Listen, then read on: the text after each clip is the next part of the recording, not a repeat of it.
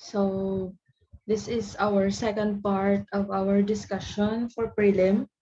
So let's go to our module proper. So we have here estate tax.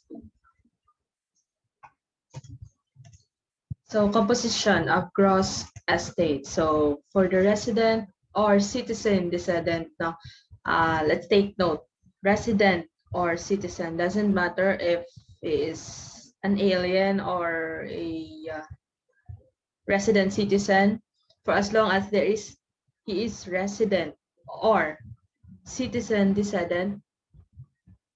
So all real property within and without is included in the gross estate.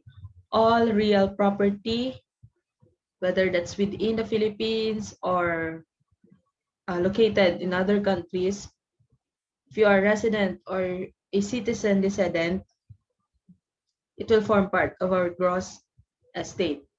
And all personal property, wherever situated, that's within or without, tangible and intangible, included in the gross estate.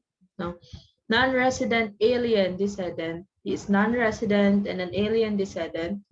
Only real property situated in the Philippines. Okay, and only personal property, tangible property situated in the Philippines and intangible property with a situs in the Philippines, unless exempted based on reciprocity. So we'll discuss this further about reciprocity.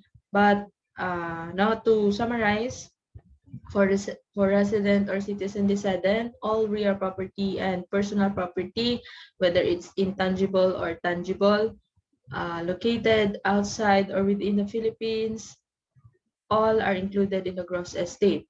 If non-resident alien descendant, only real property situated in the Philippines, and for personal property, tangible properties situated in the Philippines and intangible property with the situs in the Philippines is only included in the gross estate. So what law governs the imposition of estate tax law? So the statute in force of at the time of death of this descendant shall govern estate taxation. This is when estate taxation comes in at the time of death of the descendant. So what are intangible personal properties with a situs in the Philippines? So franchise which must be exercised in the Philippines. So those franchise na take effect within the Philippines. Shares, obligations, or bonds issued by any corporation or sociedad anonima. Sociedad anonima is also known as corporation, organized or constituted in the Philippines in accordance with its laws. So those corporations that are governed by Philippine laws. No? So nagbakal. So shares, obligations, or bonds. Then shares, obligations, or bonds issued by any foreign corporation, 85% of the business of which is in the Philippines. So these are resident foreign corporations. Share. No, there's something wrong with my... Okay, nabalik na.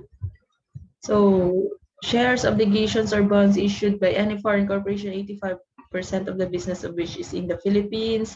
And shares, obligations, or bonds issued by any foreign corporation if such shares, obligations, or bonds have acquired business situs in the Philippines. Then shares or rights in any partnership, business, or industry established in the Philippines. So that would be the same man, no, sa number 2. No?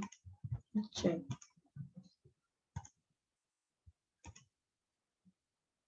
Oh, I think I must to share my screen. There's may nagka-problema akong Zoom. Amo na sa class na to review. Oh my goodness. Ako magliwat. Okay.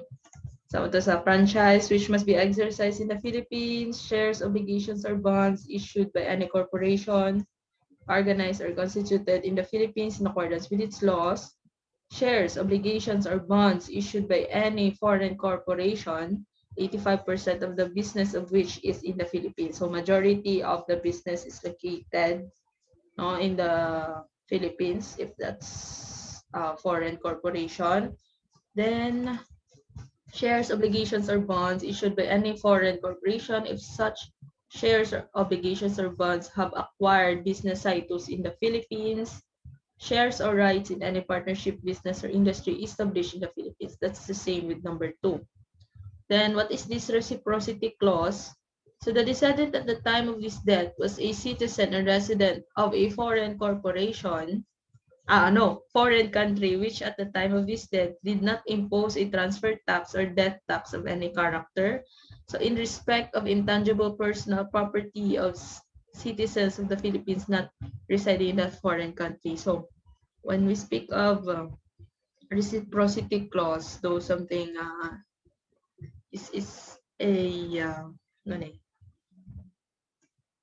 the agreement between countries that we will not tax those of your citizens basta ang amon example sa USA may napatay dito nga Filipino. So to simplify discussion, may napatay dito nga Filipino, wala gintaksan ni US ang something si ina nga Filipino. So kung may napatay nga American sa Philippines, so hindi man pagtaksan kay ang mga nato ginhimo sang America sa mga Filipino man, no? Do something like that. So do ka I'll scratch your back, I'll scratch yours. Do mo na do ka there is mutual exchange between two countries sa reciprocity clause. So the laws of the foreign country of which the descendant was a citizen and the resident at the time of his death allow a similar exemption from transfer taxes or death taxes of every character. So in respect of intangible personal property owned by the citizens of the Philippines not residing in that foreign country. So effect of reciprocity clause. The presence of reciprocity clause excludes intangible properties in the computation of gross estate of non-resident alien descendants. So muna siya ang iyang effect sa reciprocity. So gross estate valuation. So paano natin gina-value ang mga items na to na na-include sa gross estate. So first, we have real property. So out-on valuation is the fair market value. Fair market value is determined by the BIR commissioner or as shown in the schedule of values fixed by the provincial and city assessor, whichever is higher. No? Fair market value, whichever is higher for real property. For shares of stocks, if these are common shares that are unlisted, that would be book value. No? Sa accounting, ara na makilala ta na si book value. Then preferred shares, par value, and arithmetic mean between the highest and lowest quotation at a date nearest the date of death if none is available in the date of death itself. So for preferred share par value arithmetic, you just get the average of the highest and lowest quotation at the date of death. So kung wala available nga prices at the date of death, the date nearest the date of death. So we will get the par value arithmetic. That would be for the preferred shares. Okay, so right to usufruct or use or habitation as well as that of annuity. Usufruct is the fruits, shall be considered the probable life of the beneficiary in accordance with the latest basic standard mortality table to be approved by the Secretary of Finance upon recommendation of the Insurance Commission. So there is something may evaluation sa standard nga ginasunod. Siyang latest basic standard mortality table. Then for the personal property, whether tangible or intangible, of course, appraised fair market value. So what are the properties not physically in the estate? Those properties that are included already in the estate but not in the hands of the descendant but ara na siya sa hands ng third party. Oh my goodness. By provision of law, the following will be included in the computation of gross estate even such property is already in the hands of the third persons. So such as the following. So decedent's interest to the extent of the interest in the property of the decedent at the time of his death or something. Si decedent may sulukton pa, so that would be included in the gross estate. Transfer and contemplation of death. So gin-transfer niya na, wala pa siya napatay. So he is expecting mapatay siya. So gin-transfer niya na lang, no? So included in the gross estate. So a transfer motivated by the thought of impending death, although death may not be imminent. So muna siya. Next is revocable transfer.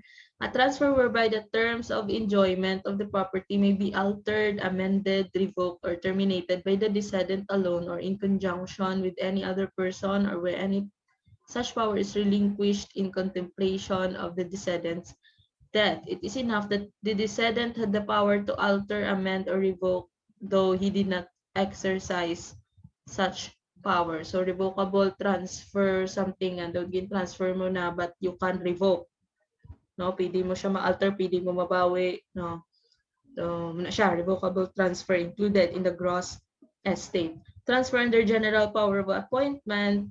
We speak of general power of appointment. It is a right to designate the person or persons who will succeed to the property of the prior decedent. So there's something na may gin-appoint ikaw to succeed to the property, no, of the decedent. So the general power of appointment may be exercised by the decedent, the possession or enjoyment of or the right to the income from the property. So amo na siyang gina-appoint niya, ang pasaya.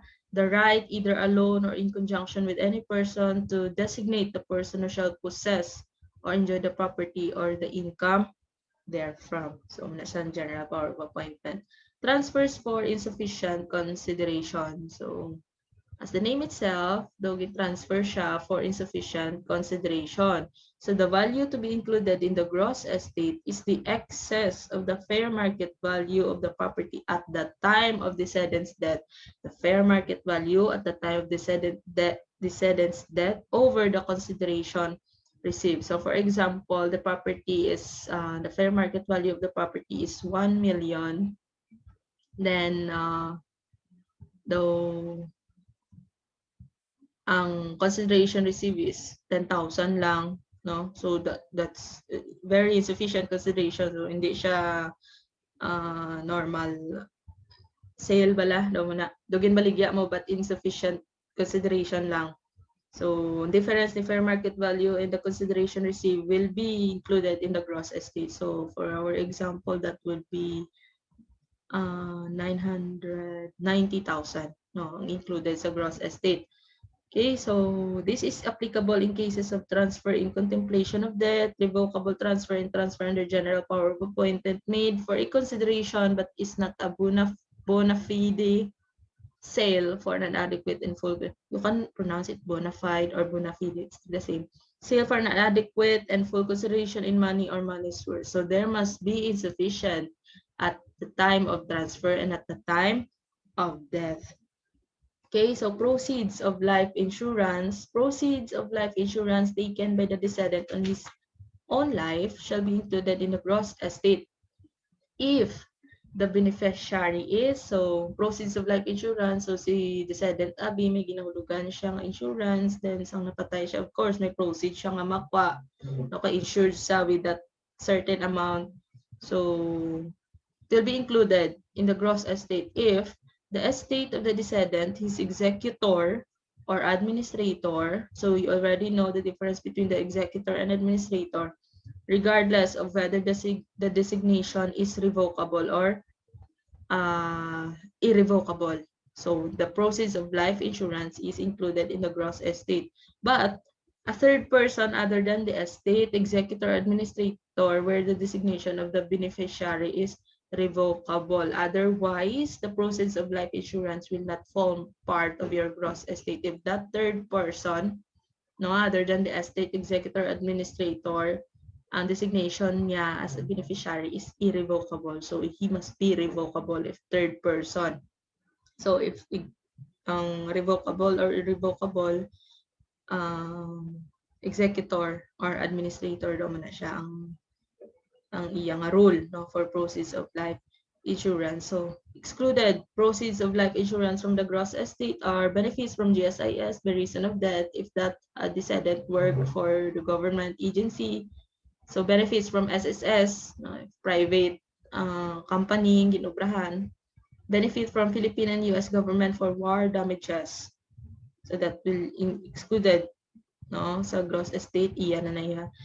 Benefits from US Veteran Administration, retirement benefits of officials, employees of private firms, no, kung na-dead siya, then nag-obra pa siya sa isa ka private firm or private company, so yung retirement benefits that will not form part of his gross estate.